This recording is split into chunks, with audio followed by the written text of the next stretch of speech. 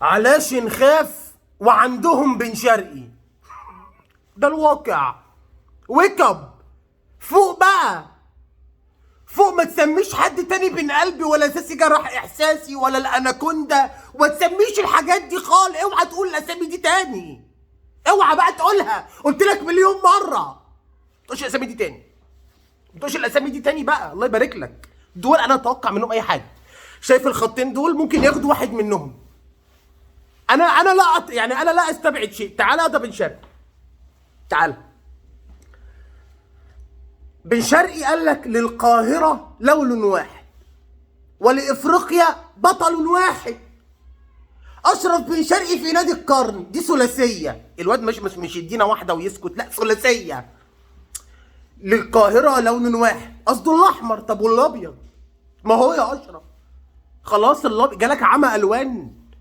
للقاهره لون واحد خلاص، ولافريقيا بطلا واحد. طب اشرف احنا معانا 5 دوري ابطال، احنا بطل برضه، فاهم؟ قال لك ما اعرفش. اشرف بن شرقي في نادي القرن، وهو عارف ان الحته دي جماهير الزمالك عامله فيها لغط وبتاع. هو نادي القرن، انا حسمتها. الاهلي نادي القرن، اسكتوا بقى يلا. اول ماتش امتى؟ اول ماتش. ده اشرف بن قلبي اللي بقى بين قلبهم، اللي بنزل صورته خبر عادي. امسح عشان بتغير. سيبك من كل ده، انت راكب الفلوكه، انت راكب الفلوكه، لك كامل الاحترام والتقدير. حقك تركب الفلوكه في تقديم الفيديو عادي، مع انك لابس نفس الهودي اللي لبسه امام في الفيديو بتاعه، في فيديو التقديم لما كنا واقفين في المدرجات وقف بص لنا كده. ماشي انا هوريكم دلوقتي. وجاب فينا جون في اول ماتش يلعبه.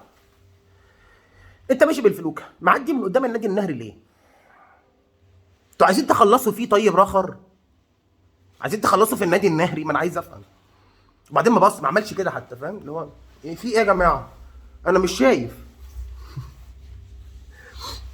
راح بيقيس البدله. ما هو السفرح وكان النهارده طول البدله 85، عرضها 45.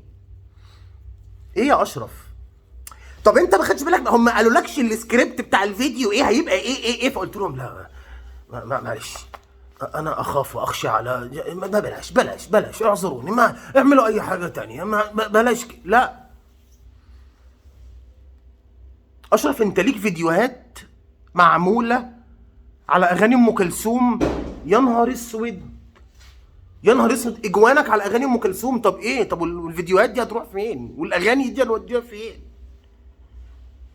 انت متخيل انت عملت ايه؟ بس هيرجع واحد يقول لي ايه مثلا؟ خلاص بقى ده الواقع. اقول لك ما انا عارف ان ده الواقع، خلاص ماشي، انا معترف بده. هو الاهلي لقى امام مخنوق بعد ما كهربا مشي، قال لك يجيب له بن شرقي يسليه. ده التفسير الوحيد اللي انا شايفه، ده التفسير الوحيد للوضع الحالي. اي تفسير تاني انا لن اقبل بيه، اي تفسير تاني انا لن اقبل بيه.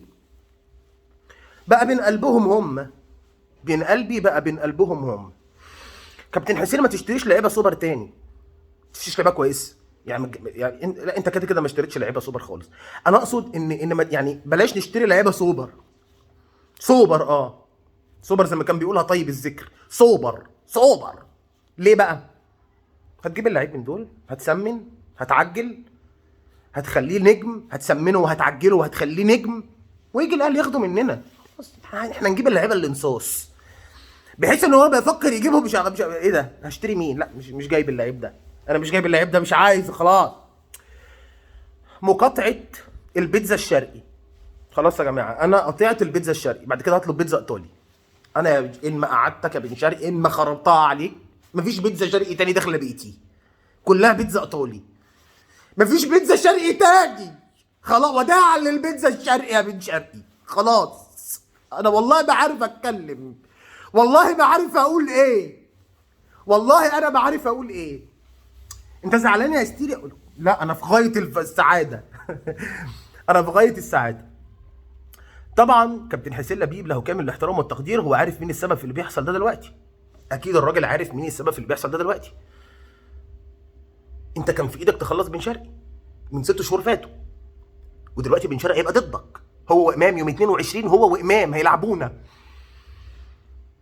طب احنا هنشجع مين في الماتش ده لما بن شرقي وامام النجوم اللي بنعشقهم اللي كانوا عندنا فجاه بيلعبوا ضدنا؟ طب ما هعمل ايه؟